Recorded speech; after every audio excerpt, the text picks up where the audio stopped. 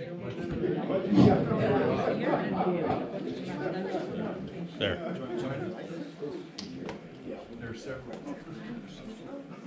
Hello, good evening, everybody. Good evening. Welcome. I'm Dwayne Davison on behalf of the Valparaiso International Center, the VIC. Welcome to our Fourth Friday program, and if you are here for Vietnam, you are in the right place. So we are very much looking forward to this.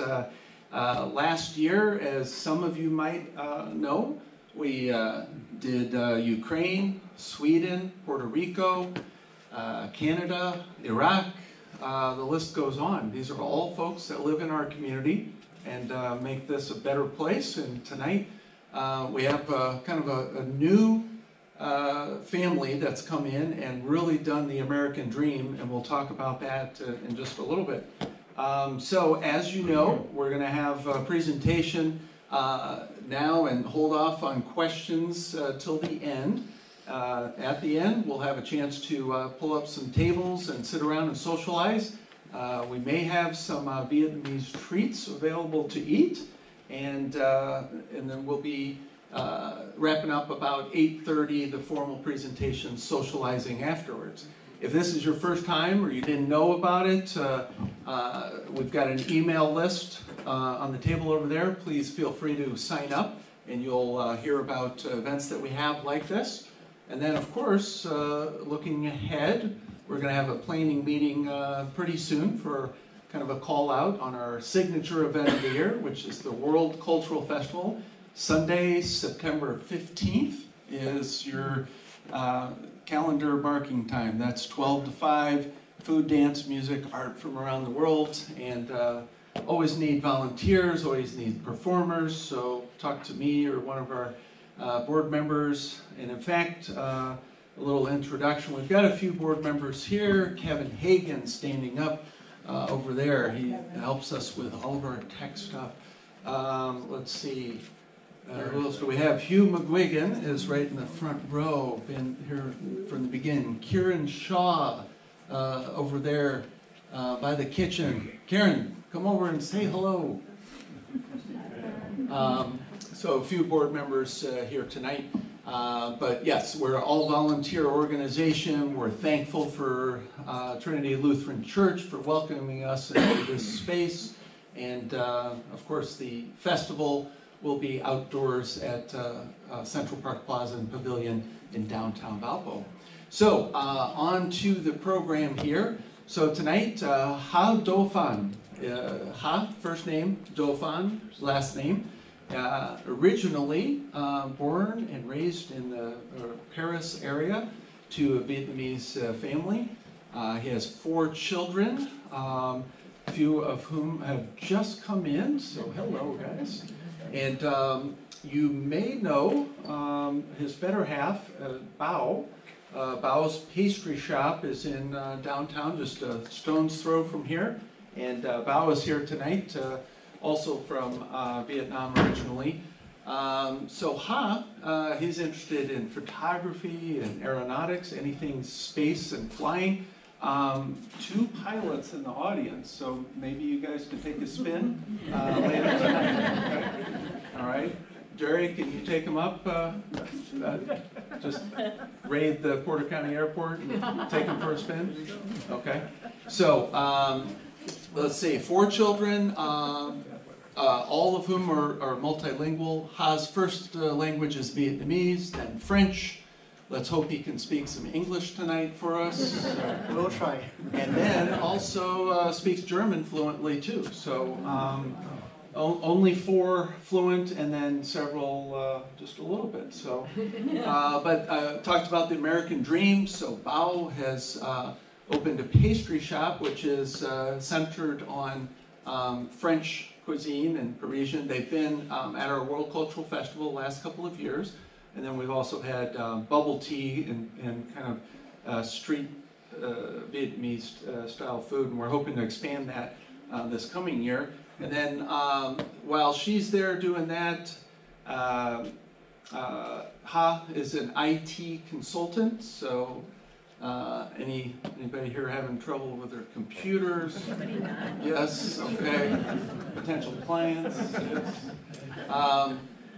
Yes, he's the man for that. But he did, while he was growing up, live in California for a little bit, as his parents were involved at Stanford University, and lived in numerous places around the world. But you will learn all about that in just a moment. So remember, question and answers towards the end, please.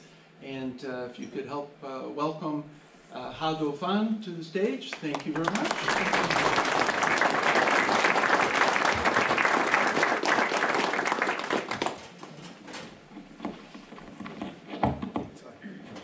Again, welcome everyone tonight. I'm going to try to speak English as much as I can.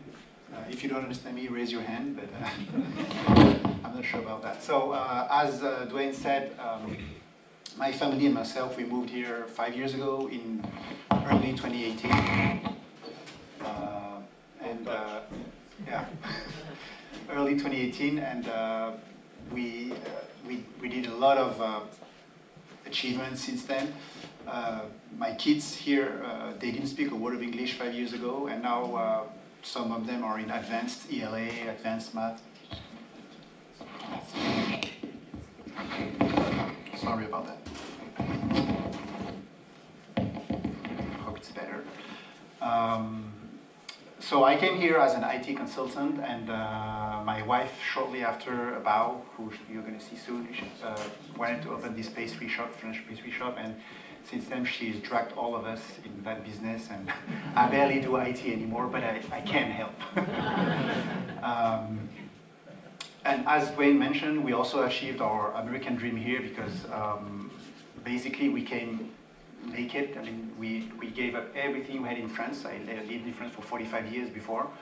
We get rid of everything, we gave up on everything, and we moved here starting from scratch with 4 children, young aged. So this is where we are today, and I'm proud of my family and my children.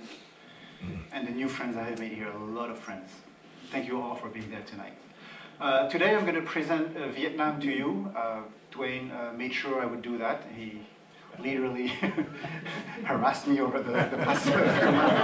And I'm very glad he did, because even though I wanted to do it, our lives are very, very busy, and I'm glad we did so. This slide is very exhaustive. Some of them I'm going to pass quickly, and at the end I welcome all your questions. So we'll go through a little bit of history, geography, culture, food, and some funny facts. You'll see. So Vietnam is a country most of us have heard about, but maybe not all of us know about the culture, the geography, and everything. And there are a lot of preconceived ideas too that I wish we can go through tonight, so that you can discover my root country better. Everybody knows it's in Asia. It's in Southeast Asia, southern of China, western of Cambodia and Laos, as you can see here. And I have listed quite some landmarks in there, which we can go through later. It's not a very big country. You can have all the major figures here. It's 1,000 miles from north to south and 400 miles from east to west. And it has almost 2,000 miles of coastlines. So it's a country that relies a lot on the sea, on fish and seafood. And it's also located very close to the equator, so the seasons are hot or very hot, and then humid or very humid. So the least hot we have is like Florida in the summer. And then in the heart of the summer, it's very hot, very, very humid. These are the milestones of our history. It goes from 2000 BC until today. There is a popular saying, we'll go on that after. Vietnam is 2,000 years of history, 2,000 years of war, unfortunately. I mean, from the Chinese to the colonization to the Civil War, so it's been a complicated history. Some of the landmarks you have from north to south, and we'll go through that later. Beautiful places to visit. And again, we'll talk about that later. In the central, so this is northern Vietnam, this is central Vietnam, and this is southern Vietnam. Again, 3,000 kilometers, 2,100 miles from north to south of coastline. A lot of diversity. In Vietnam, we have 54 ethnicities. The most prominent is the kin here, 80%, and a lot of minorities. And we live all together in very peaceful cohabitation. There is no issues or anything about that. About religion, I was surprised when I looked it up again. Most of us don't have a religion, maybe a philosophy, and then the majority is Buddhism, and then a little bit of Christianism, thanks to or because of the French colony in the 18th century. Here you have an example of 3 ethnic minorities. So it's very, very diverse. When you move to the different parts of Vietnam, you meet very different people because of their history. So here we have a little bit more details. Again, I'm not going to go too deep in there. I will be sending the slides to every one of you if you want after that. But the first trace of civilization is 20,000 BC, and then we have the country was born as a nation here, then the first kingdoms, and then about 1,000 years of Chinese ruling, and then independency, and another 1,500 years of independency with attacks, attempts and everything like that. And then the Europeans started to come in the 17th century, and then eventually leading to the French colony in the early 1800s. And then the war with the independence war with the French, and then the Civil War, Northern. We'll go in more detail about that later. There is a legend telling that we had a dragon and an angel, and then 50 kids went to the mountains, 50 other went to and that's the symbol of Vietnam creation. It's a semi-mythologist about the creation. The population for Vietnam began on northern part here when China didn't even exist. It was mostly tribes and ethnies and ethnicities. So I'll give all this you can read later. But we had a kingdom, and then the first city, which is today Hanoi, the new capital, with some remains. And then shortly after we created a country, we were again invaded by the Chinese for 1,000 years approximately, and it was not continuous. It was back and forth. We tried to fight them back, and they came back in, and etc. But a lot of war throughout our history. So you have here one of the earliest temples over there, and this is how Vietnam started to populate from the north. This is only the North Vietnam. This is 300 years before Christ. During the Chinese domination, we have different dynasties, different kings, different emperors.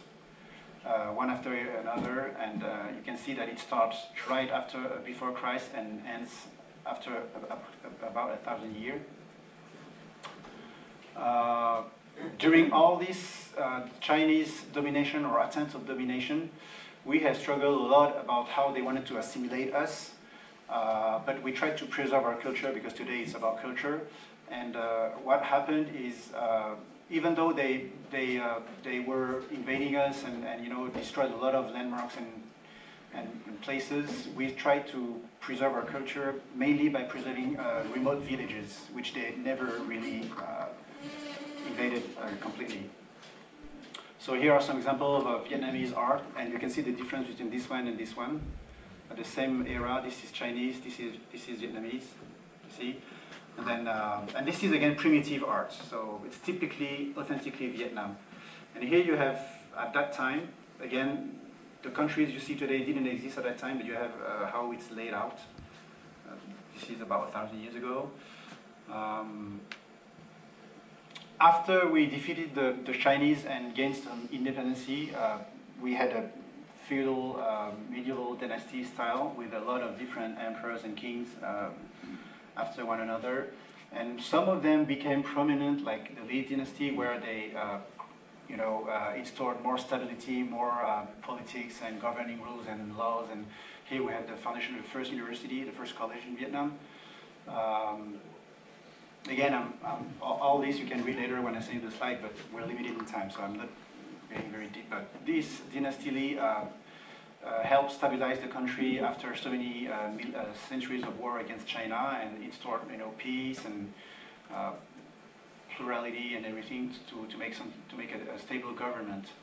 But then, of course, like in every empire in the world, a dynasty never lasts forever. So they succeeded to each other. They fought against each other, and each time they helped enriching our culture and our history. You can see an example here about a temple literature.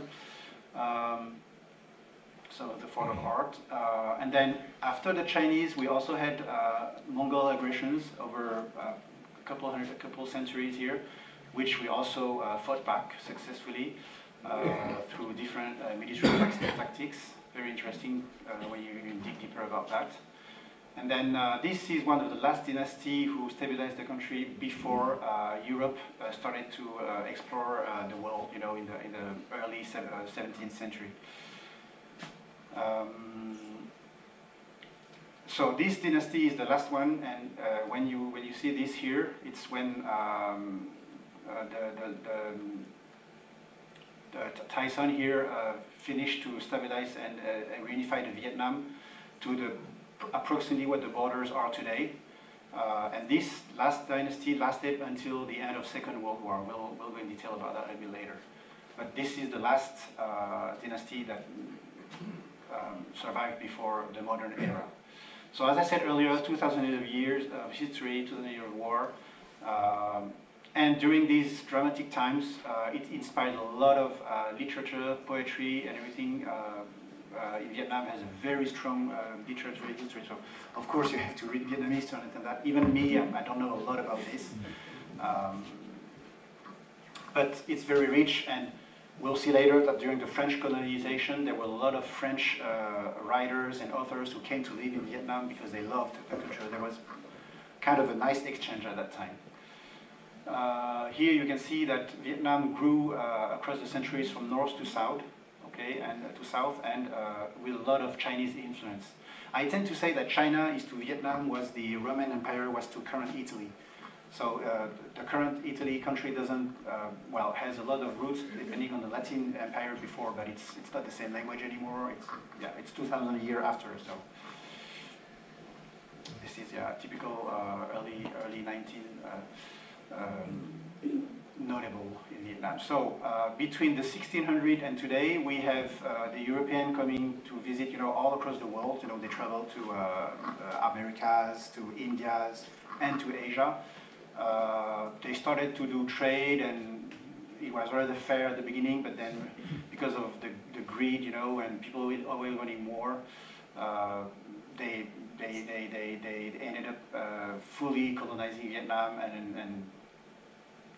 and the whole Southeast Asia, as you see here, it's called Indonesia at that time. So you had the French part, you had the Britain part, and everything. So all this Southeast Asia, the country you have today, didn't exist even 60, 70 years ago. It was stabilized much later in the end of the 20th century.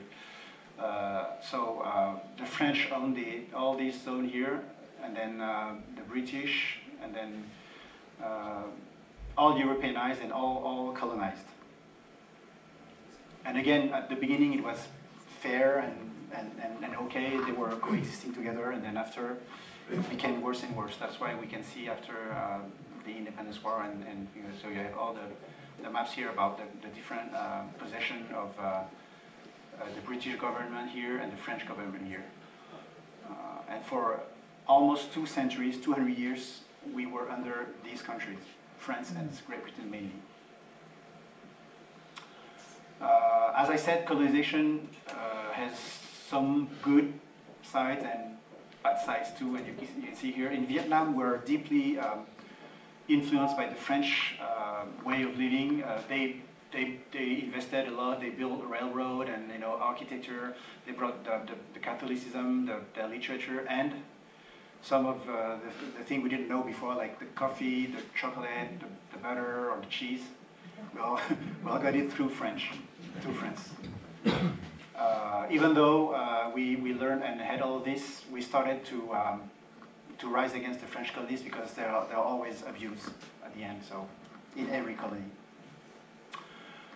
These are the movements from people who started to rebel against the French. There are different prominent figures which you can see later, but one of them you will hear about him. Maybe you know that guy. Well, what happened is at the end of Second World War, he came back from Europe and he studied in France, the Communist Party, and then in Soviet Union and in China, and then he brought back to Vietnam this luggage of communism, and he used the vacuum of power at the end of World War II to take power and declare the independence of Vietnam. So he's considered a hero in our country because he actually led to the independence of Vietnam against the French. What he did after that is another debate, but yes, that's part of it.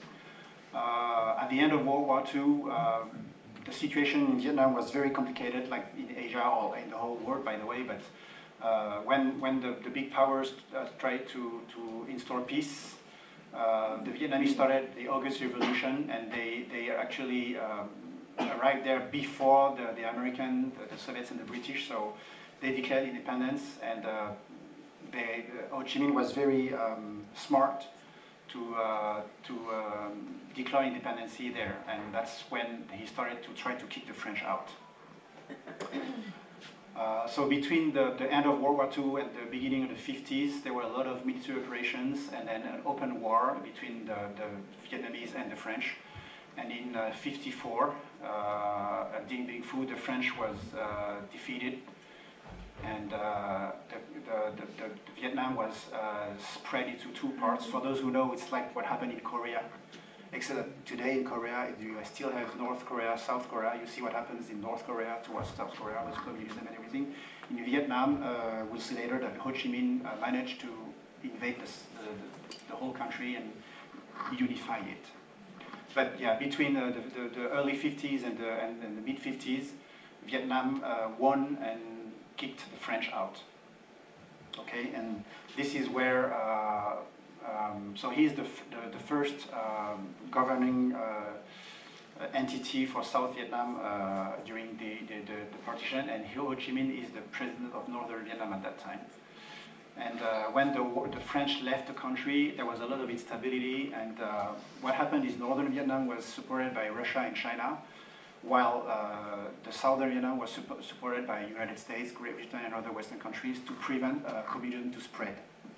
And progressively, the situation led to the war between 55 and 75, and I want to say that there is a huge misinterpretation, because even in this country in America, we talk about a war between America and Vietnam, and it's completely untrue and false, because it leads to people saying, oh, the Vietnamese, they fought against us, they're bad people, or we fought against a country we wouldn't have anything against or with. What happened truly is the Northern Vietnam started to fight against Southern Vietnam, so the communist Vietnam started to fight against the free Vietnam, I would say, or democrat Vietnam, and the Northern Vietnam were progressively backed up from Chinese and Russia. And this is where the Southern Vietnam seek for aid from other countries, and the US government and some Western countries started to support them. And the war, the Vietnam War, is really a civil war, not against Vietnam against US or Vietnamese anyway. It's Northern Vietnam against Southern Vietnam. And it was a very, very, very bad war. So he is the leader from the south versus Ho Chi Minh. So during these almost 20 years, you guys have seen 5 presidents. And also what happened is although it spreads over 20 years, the war becomes to be very unpopular at the end, at the beginning of the 70s. You know, with the conscious, with the hippies, with the, you know, against war movements and things like that. And also because of a lot of propaganda too, because war is never nice, never good. So anyway, at the end, so you have all the main phases of the war here that you can see where Northern Vietnam is held by the Soviet Union, and then the Americans try to help the Southern Vietnam. Then they have an open war here. America sent up to 500,000 troops in the U.S. Between 60s and the end of 60s. And then at the end, they tried to, because of the popular pressure in the US, they tried to retreat and to leave the Vietnam defending themselves. And of course, without support from the US or any country, the South Vietnam Republic collapsed by May 30 and 75. It's called the Fall of Saigon. And we'll see what it led to. But if we look at the figures, the United States lost 58,000 soldiers in Vietnam. That's a lot. But in comparison, 2 million Vietnamese died, civilian and military. So it's a very, very bad war. There is a saying that Vietnam, the northern Vietnam, which you see here, like barely 50,000 square miles, received more bombing in tonnage, in weight, than all the countries during Second World War. So they dropped so many bombs here to stop the Viet Congs, and they failed. Some strategists say that if there wasn't the popular pressure and the US could continue the war for another couple of years, you might have won the war against the North, but it was too costly and the popular pressure was too strong. That did not happen in Korea, by the way. In Korea, they stood and they maintained the partition of the country. Anyway, when Saigon fell, it was renamed Ho Chi Minh, you know, like Stalin with Stalingrad and all these dictators. 3 decades of communism, massive exodus. Everybody heard about the boat people.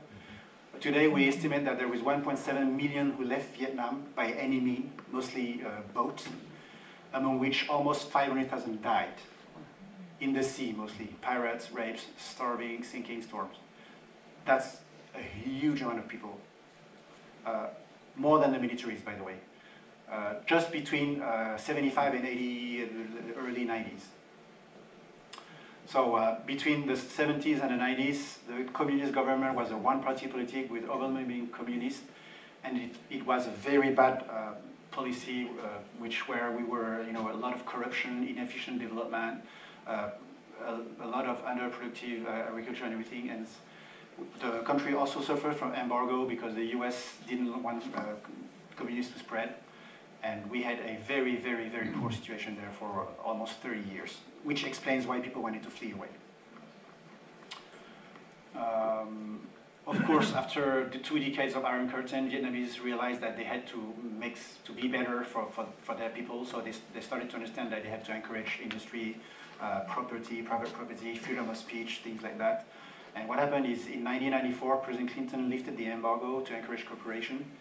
Right the year after, they opened the borders for visitors and tourism, and it was an overwhelming success.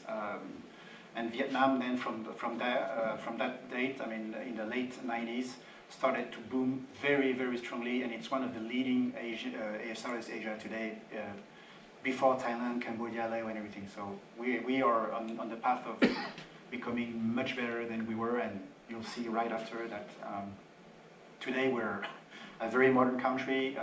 Communist is only the name of the government anymore, because all the economy is now free capitalism. So, because it's what they call pragmatism. So these are a couple of photos. This is one of the major construction from the French, the Catholic cathedral in Saigon. By the way, you will never hear me say Ho Chi Minh City. Never. I say Saigon, because it's the true name of the city. So this is Saigon today. So you can see that it's really modernized. You can compare it to, I don't know, Hong Kong or New York. By the way, downtown Saigon today, the square feet cost is higher than in Paris because of speculation. And so this is Da Nang, this is Hanoi. So today the official capital of Vietnam is Hanoi, you know, in northern Vietnam. So you have some beautiful landmarks and landscapes in Vietnam, which a lot of American tourists today come there, and they are welcome. So after 30 years, no more hatred, no more resentment or anything. They look for money and they look for growth, so everybody's welcome. But you can see that, yeah, we come from far away. And now about the culture, something very emblematic from Vietnam is, we call it the áo dài. It's the traditional dress that my daughter and my wife both have today, I think. Yeah. When they will stand later, you'll see them. Elegant, intemporal, and this is forever. So it never ages, and I find it very beautiful because it's simple. It's very, you know. Also, I have one over there, the non-la, which is the palm leaf conical heart. I bought one over there. Vietnam is a very, very sunny country. Unlike in the Western countries, when you have tan, it's bad for our skin. We don't brag on tan. You know, here you want to be, you know, all. Or in Vietnam, you avoid it because the reason is when you're tan, it's considered you're a country laborer, somebody working farm. So you protect yourself the most you can against the sun, and this works very well for that. Of course, during the millennia, the centuries of Chinese domination, they influenced us the same way the Latin influenced Italy, so we have a lot of culture from there. But we always managed to keep our elegance mixed with the Western and Chinese culture, which you see when you visit the country today. Again, this is the cathedral in Saigon from the French. Vietnamese are a very, very peaceful people. I'm not saying that because I'm Vietnamese, but throughout my history, I've lived in many, many countries from Europe, here, in Asia, and I have met a lot of immigration phenomenon, and one of the population I find the most peaceful is Vietnam. I'm not saying it's the only one, but we don't look for trouble. Some of the landscape and the scenery. Have some of you been to Vietnam already, or nobody? Raise your hand. So those who have been to Vietnam, maybe you visited the Ha Long Bay. It's one of the leading destinations over there, where you have thousands of islands. It's, by the way, recognized by UNESCO as World Heritage. So it's about 1,700 of limestone monolithic island like this. Some of the James Bond movie were, for those who know James Bond, were filmed there. There are caves under these mountains which you can visit. They are beautiful. And here in this park, well, almost everywhere, the tradition is very well preserved. The boats, the housing, the farmers, very ancient. The modernism hasn't invaded that part, and you still can enjoy it if you visit. So about food and drinks, I would simplify saying that we have three main, the northern, central, and southern, which correspond to three main influences of cuisine, but judging by the picture I'll show you, you'll see that it's very, very diverse. Vietnamese food is you guys here mainly use this, sometimes this, rarely this, except for burgers maybe. But yeah, that's what we used to eat, and from northern to southern, we have tons of different. We sell this at our shop, by the way. We do the Vietnamese banh mi. So Vietnamese banh mi is interesting to talk about because today is about culture, Vietnamese and French. And this is exactly the marriage of the French baguette and the Vietnamese, how you say, inside filling. So you have Vietnamese meat and vegetables, and my wife will explain to you better than I do. But this is very, very delicious. And it's a mix between French and Vietnamese culture. But yeah, all along from northern, so this is the spring roll here from northern, southern Vietnam. A great variety of food. This is my favorite here. It's called bánh khoai. It's like a crepe, like a pancake, but it's salty, and you have shrimp and soy and salad and a lot of good things in there. Famous Vietnamese pho. Some of you may know the pho. There is a pho restaurant in Crown Point, I think, where very nice. This is a close-up on it. You have beef, you have pork, you have noodles, a lot of vegetables. Vietnamese food is very light. You don't see Vietnamese obese Vietnamese. You start to see those in China, because in China, some parts of the country, you have more heavy fat, oil, greased, fried thing. In Vietnam, it's very light. It's mostly seafood or soup, boiling, rarely fried. So here's the. Also, we have lotus tea in Vietnam, which is a very, very important tradition, or how we do it. So tea is a big thing in Vietnam. We're not particularly known for that, but we harvest it under a special condition. We handcraft it, and it brings this beautiful tea. We also have this bánh chung. It's the traditional cake for the the Lunar New Year, you know, which is the biggest event in Vietnam, which we'll see right after here. What time is it? I don't want to... We're still okay? Yes. Okay. Okay. So yeah, tea. This Lunar New Year, we call it Tet. It's equivalent here in the US to when you mix together Thanksgiving and Christmas.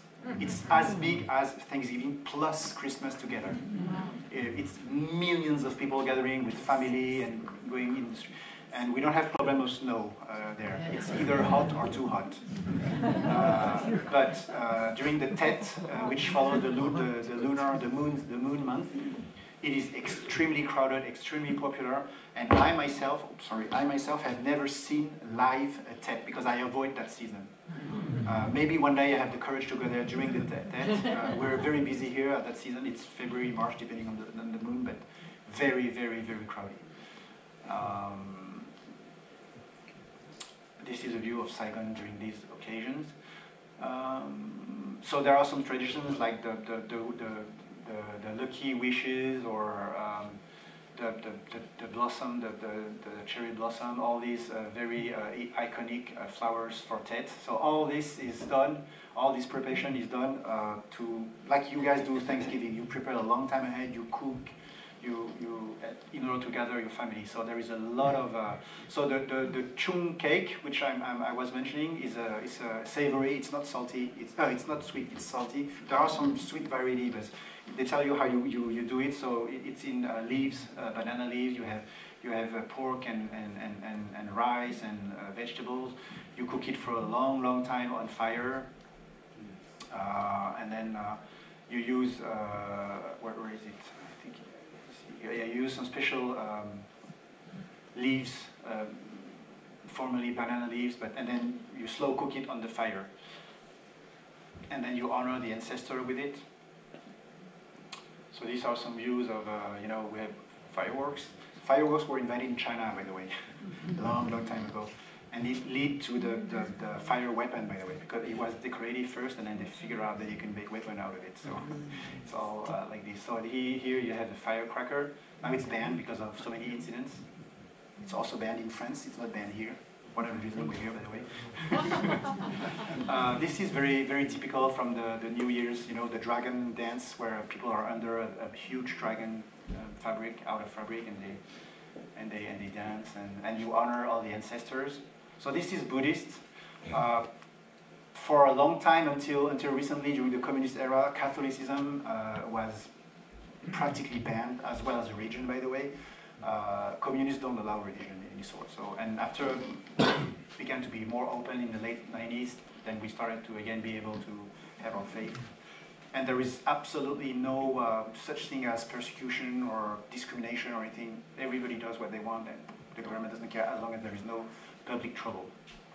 Unlike some other countries where, unfortunately, being Christian can be a sentence of death today. So the main culture, surprisingly, are spread across northern, center, and southern. And even in the northern, you have different subcultures, which, by the way, are aligned with all the minority ethnicities and things like that. So when you visit, it's very, very distinctive. When you travel from any zone to any other zone, you'll see the difference in how they get dressed and everything.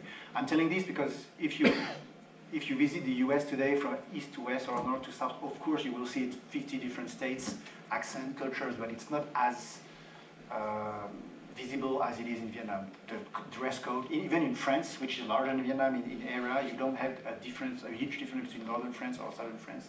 Whereas here, it's very, very prominent. Oh, sorry. The traditional costume I talked to you earlier, I should have come with this dress, but I was lazy and didn't feel comfortable.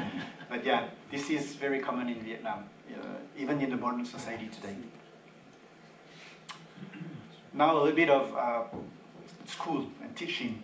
In Vietnamese, we have 39 letters. We don't have these 4 letters here, but for the F, for example, we do PH, like philosophy or whatever.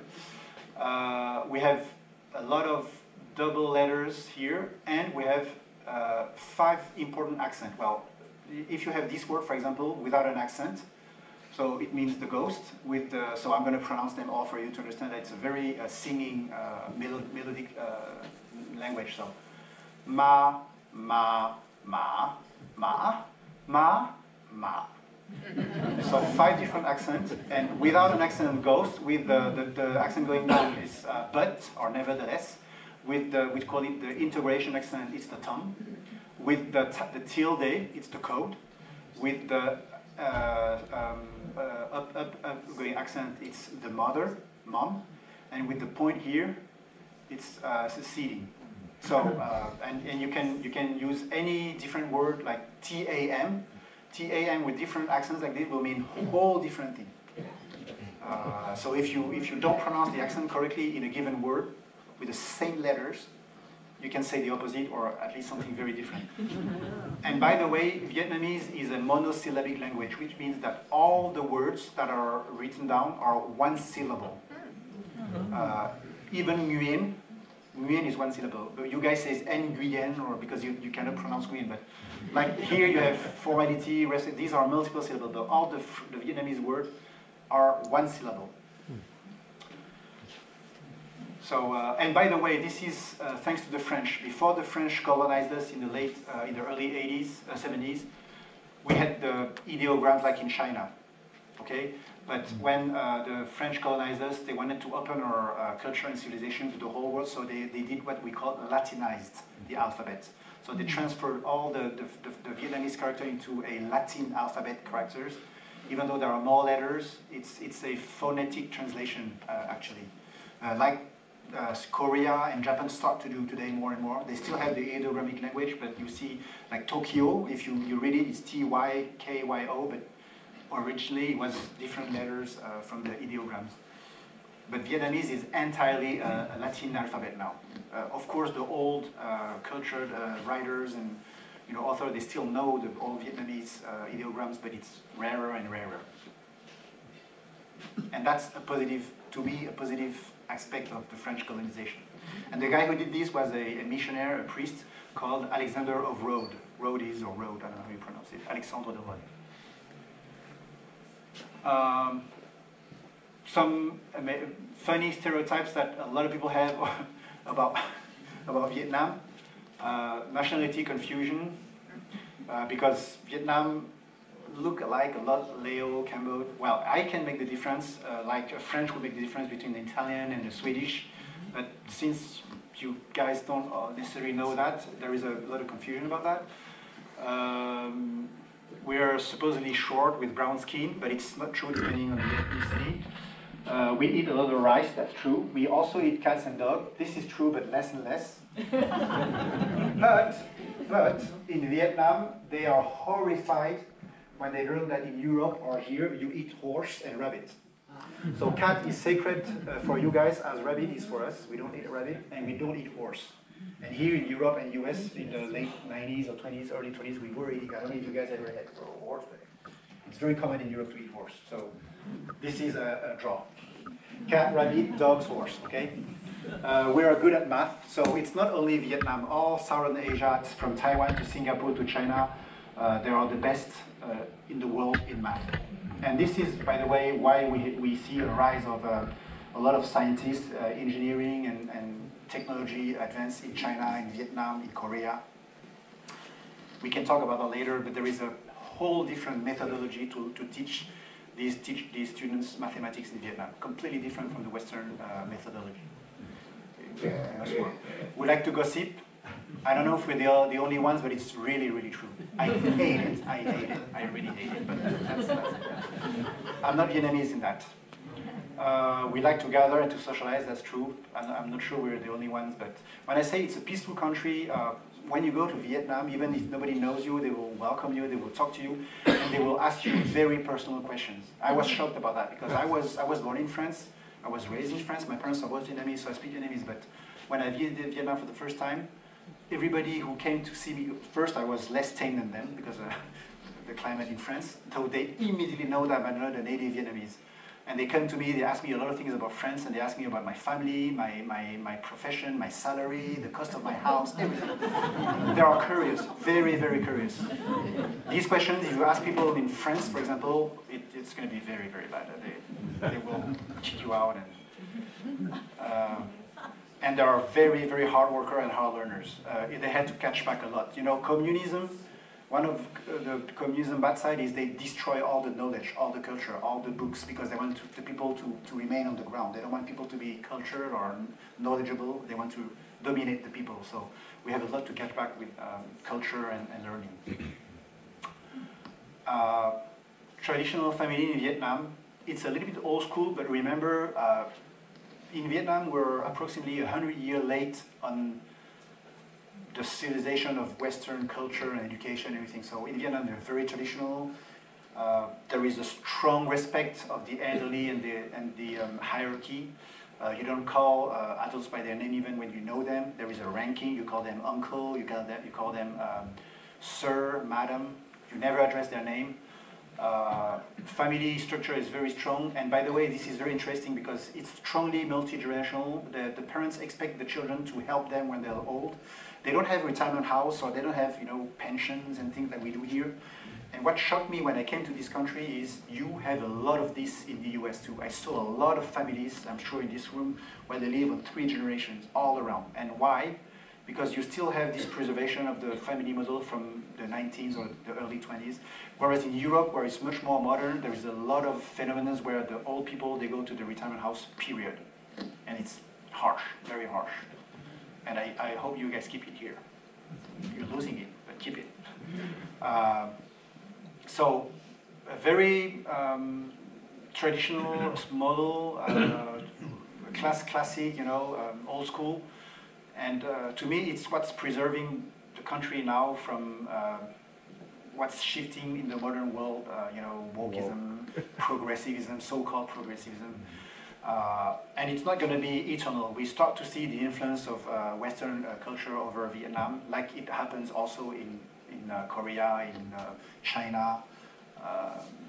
But since we're 100 years late, we're also 100 years preserved. That's how I want to say. If you want to visit Vietnam, the sooner the better, because the more you wait, the more it's industrialized, the more the coastlines are having concrete, hotels, you know, condominiums, resorts, and everything. I saw the difference. I visited Vietnam often. I didn't go for the first 5 years because we're in the US, but before, every other year, from a year to another, you could see the huge changes in construction, buildings, bridges, highways, and everything. And it catches very, very quickly. I think that's about it. If you have questions, I'm happy. I went very quickly on the economics, but if you want to.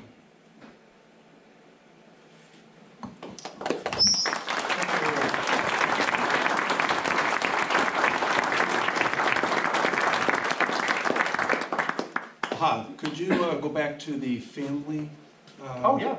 The second recorded, so that will be on the website. And let's see. Wait, here. And the reason why I wanted to pull this up is I have one child in the audience and 3, hopefully, that might listen to the recording and raced through this portion, but I just wanted to read it. When parents grow old, children are expected to take care of them to compensate for the gift of birth and upbringing. Wow. This seems common sense to me. Common sense.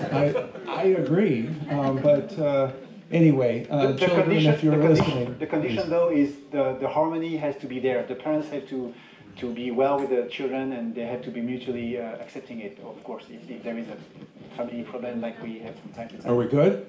Are we good, Will?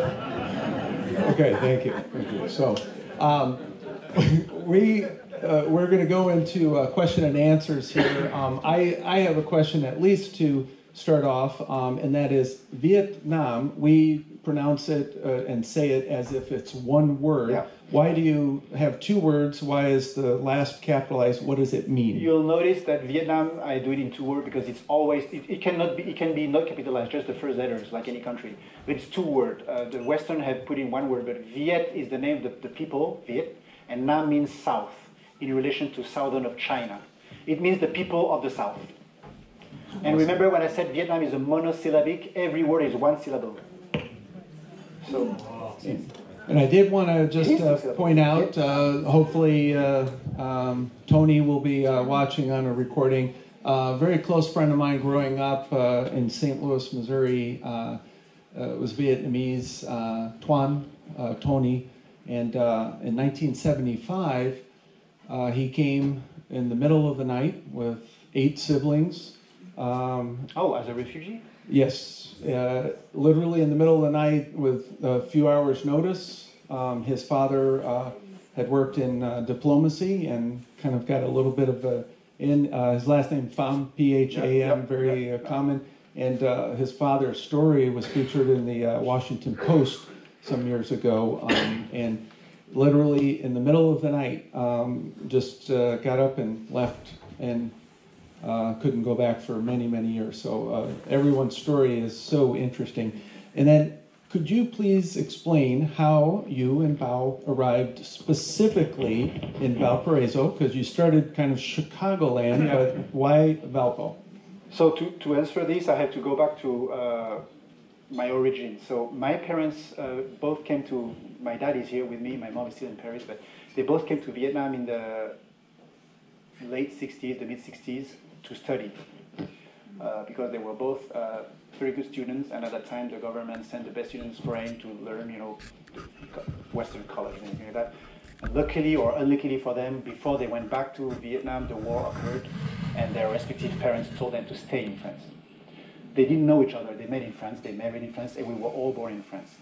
The happy fact about that is when we were born, between the 70s and the 80s, my 5 siblings and myself, my parents only talked to us in Vietnamese when we were born. So our first language is Vietnamese. And until we went to school to find out that we started to speak French and talk French to them, we thought that they genuinely could not speak French. So we never spoke French to them until they said, well, we do speak French, but we wanted you guys to learn Vietnamese. So all my siblings and myself, we speak Vietnamese. Unfortunately, I'm the only one who married a Vietnamese lady. So my kids also speak Vietnamese because we both speak Vietnamese. All my brother and sister married, French, Western spouse. Bao came to Vietnam in the early 2005. At that time, I was still single, trying not to be, but still. And we met because she wanted me to fix her laptop because she was told by someone who knew that I was an IT guy. She was studying in France at that time, and we met, and then the rest is history. We met in 2005 early. We lived 10 years in France until 2017. She had her dreams, I had my dream, and by the end of 2017, we had very comfortable life in France. Don't get us wrong. Good income, free social security, free retirement, free everything. A lot of strikes, a lot of everything typical from France. And we ended up figuring out that this is not the future we want for ourselves, and especially for our kids. So I have been living in the US from 83 to 85 in the Silicon Valley in Palo Alto, thanks to my dad, my parents. And when we moved back to France, in my head, I always said, I will live in the US. I fell in love with the US in 1983. But I never give myself the means to do so because, again, I'm lazy. I had my business in France, all my assets. When you have a whole life, a successful life, your wife and your children, why would you move? France is not so terrible. But my wife, Bao, after 10 years, she said, well, this is not the country I imagined when I moved here. Because it changed between 2005 and 2015. It really changed. So we visited the US 1 year out of 2, Vietnam 1 year out of 2, and when we visited the US, we went everywhere. I have a lot of family over there. And then she has a sister in Portage. So we went to Portage to visit her sister, and we drove around, and I fell in love with Valparaiso in 2012, or 2011 maybe. I wanted to live in the US. She triggered it, especially when I discovered this place in Valpo and all the beautiful area around, the communities, everything over multiple years of visiting around. I love the city of Chicago. I would have chosen somewhere around Chicago above anything else. The question, why Valpo? I'll try to be quick, but we wanted a place where there is 4 real seasons, you know, real winters and real summers. I love snow. My dad loves snow. My kids love snow. My wife not so much, but well, she doesn't hate it. We wanted a place where the nature is very present, where it's clean, it's safe, peaceful, and we have Lake Michigan. We have Michigan, all these beautiful landscapes all around. We want a place where the real estate is good quality and affordable. Again, if you buy the same house as we have here in California or in Florida, it will be 4 times, 5 times the price. And eventually, when a place where there are no natural disasters that are, you know, like typhoons, floodings, or whatever in California, volcanoes or earthquakes. So, and Chicago again is my favorite city, probably in the world. I love the architecture, I love the culture. So again, culture. So it had to be around Chicago. So luckily for us, her sister, who worked with us at the Pastry and who is a very, very good person, lives in Portage. So it was a double win. That's awesome. Thanks for that explanation. So this is Bao. Please welcome her.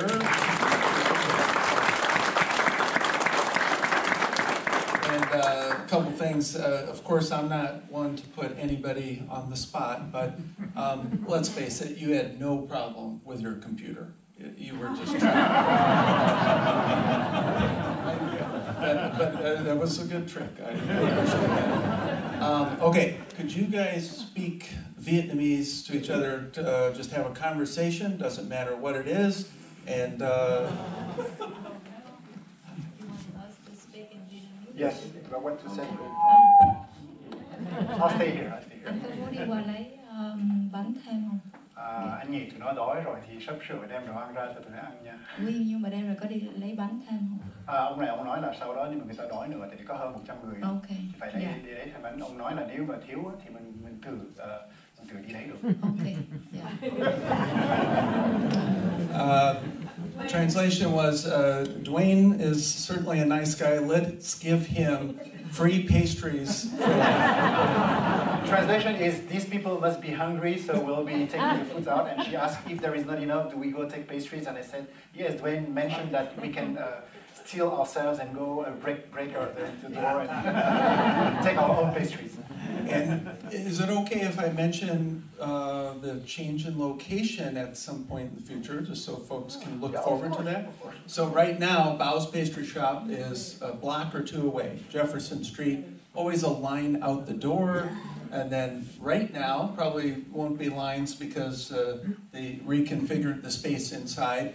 That's because they have purchased a place across the street from 7-Eleven on Lincoln Way. And used to be, strangely enough, in the basement. Well, first of all, I know it as a fraternity house, so good luck with what you find upstairs. But downstairs in recent years was a Thai restaurant, and right now that whole space is brand new equipment. And I see your tech guy who is put all that in, Stan. I didn't know that, or helped with that. It's all brand new equipment, and that's where their bakery is now located, but it's not open to the public yet. The storefront is still on Jefferson Street, but with good luck, later this year, once you refurbish some other spots in the building on Lincoln Way, then you'll be able to open up your cafe and bakery there. Yes, about that, so we bought that building back in 2022 in June. We tried to remodel it the fastest and easiest we could, but it's a 131-year-old building, and we found everything you could possibly find, from asbestos to termites to mold to everything. It was in a terrible condition. It was never taken care of. You can see outside all the siding. Did I mention it was a fraternity house? Yeah. No, but there was the choice counseling lady for maybe 30, 40 years. I'm happy to see you, Stan, by the way. It cost us much more money than we expected, so we don't have the cash flow to do both the basement and the main level. We'll try to do the main level this year, but we're still looking for funding for those who want to invest. We have people investing for us, so yeah. So, can the daughters teach Vietnamese too? Yeah.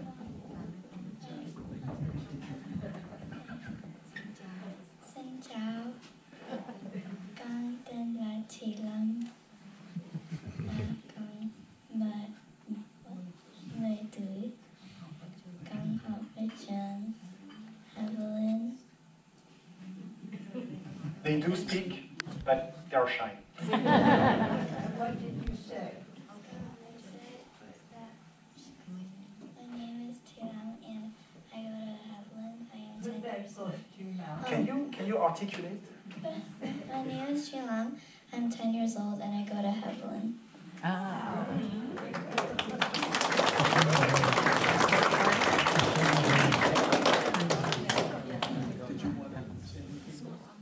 okay, so we're ready for some question and answers, and we've got up until maximum 8:30, but so let's... Plenty of time. Yes? Yes. So, and I'm going to go around with the mic so everyone can hear, and the recording as well. The two largest cities are the far north and the far south, Hanoi and Saigon, and they've got different histories, communist and democratic. Does that distance kind of retain some of that historical background? And then a second question is, how do the two streams communicate or commute? By boat, by plane? Is there a train? How connected are they? Very good question. So to understand it, first you have to understand that even if Hanoi is the capital today, throughout the history, it was Hanoi, it was Hue, which lately was the capital right in the middle here, which my mom is from, and it was also Saigon. So all three prominent cities, Hanoi, Hue, and Saigon, were the largest city. Today in Vietnam, it's difficult to drive or to go by train, although you have roads and trains, because it's very, a lot of mountains. So you have the sea here, the mountains, and the plains are more in Laos and Cambodia. So it's like an S, like in Japan, by the way, where the mountains is prominent. So it's complicated. You can do it, New York, but they communicate a lot. And again, there is no remaining, vengeance or resentment or anything about northern and southern Vietnam. They put pragmatism and economy before everything. Like the German did, by the way, after the war, Eastern and Western German. It's incredible how they did. This would not happen with other cultures or civilizations. Okay, I have a question that you may or may not want to answer, but first of all, thank you very much for this. It's been wonderful. But does Vietnam have any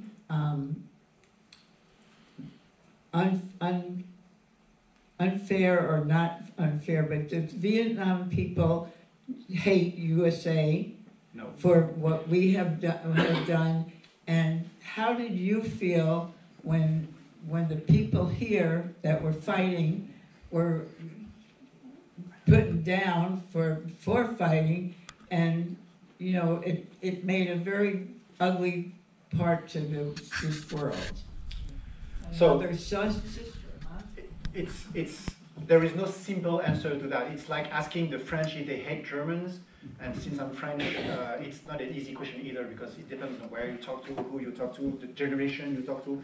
I will certainly tell you that my generation, the ones born in the late 80s, the early 70s, don't hate the US anymore. First of all, we didn't leave that war. Second, our parents were wise enough not to teach us the hate and the war, but the peace and the positive. Unlike what you have in Israel or Palestine today, where they teach the children to hate each other. This is not happening in Germany. This is not happening in France. This is not happening in China and in Vietnam. Sorry, in Vietnam. And we don't hate the Americans. Maybe my parents, but even my dad, he's a refugee or practically a refugee. If you ask the old generation from northern Vietnam, probably. But not a lot of them are alive to say that today. And all of the people after the war, they wanted to forget it. They wanted really, really to forget it. So today, if you are an American and you go to Vietnam, no matter the south, the north, anywhere, you will be warmly welcomed. Not only because they genuinely will want to discover you, but they also know that you represent investment, money, tourism, and everything. It's pragmatism. But you no hatred at all against America. And with your dad being here, we certainly welcome you and are so happy that your son is part of our community. Thank you.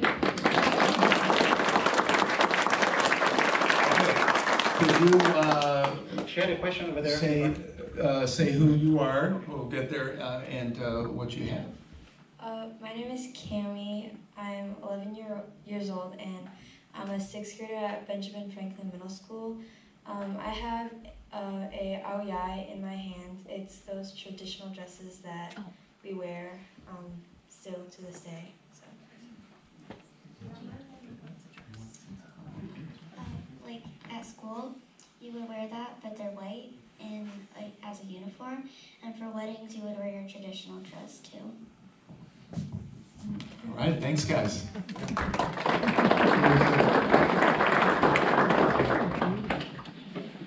Hi. Thank you for being here. You really emphasized how hot it is in Vietnam, but you do have a lot of mountains. So do people have like little cottages up in the mountains to escape the heat?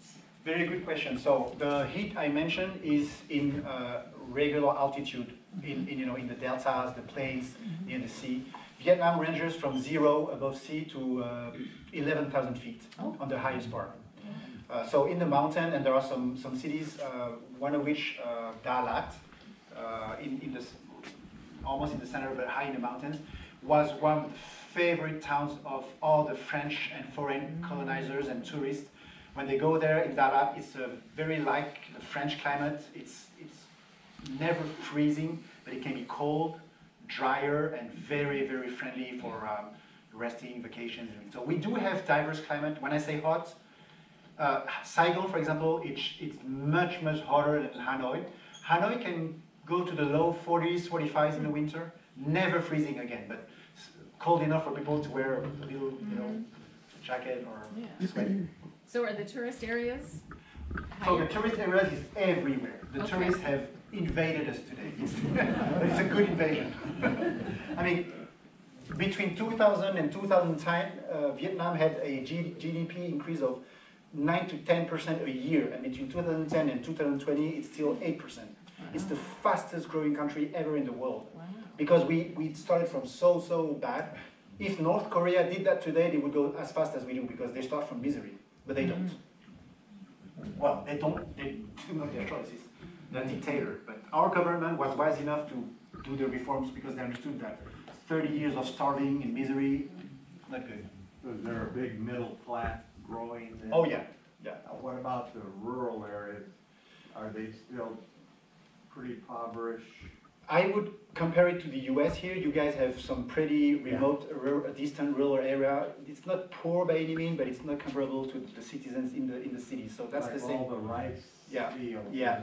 Are they like plantation owners now, and they're making a little money off all the rice? Yeah, still. But it's gonna evolve, like the France in the late 800s and 1800s. Well, I say that because a lot of people have a backward image. They think, oh, they're poor over there. And these countries are changing. So we had Bangladesh the other day. Yeah. It's going crazy. Yeah. So that's the case in Vietnam, and I'm talking about 10, 20 years ago. Today you will have much less that and much more modern, like the photos I showed you. Yeah. People are migrating to the cities. Yes. Yeah, I'd like to, my name is Robert, and thank you, Dwayne, for encouraging me to come. I've got like 30 questions. But, it's a very nice We presentation. can talk later. Very nice presentation.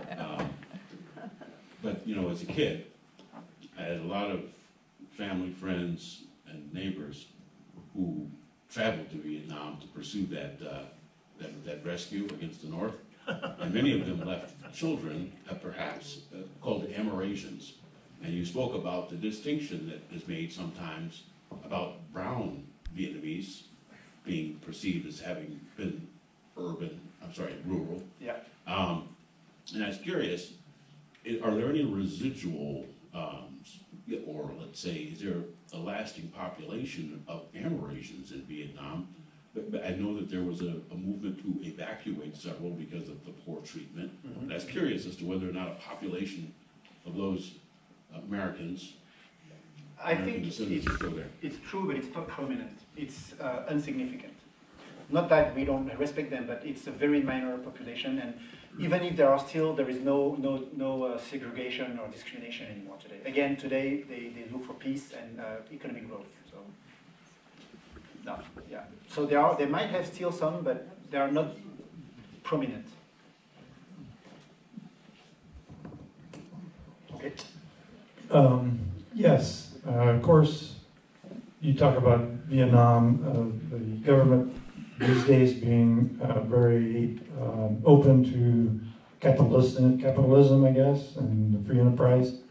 I think China, if you go back 10, 15 years, China was going along that pretty well in that model as well until Xi came along. Yeah. I have to say, I guess, expose my ignorance. I don't know much about the political organization in Vietnam right now.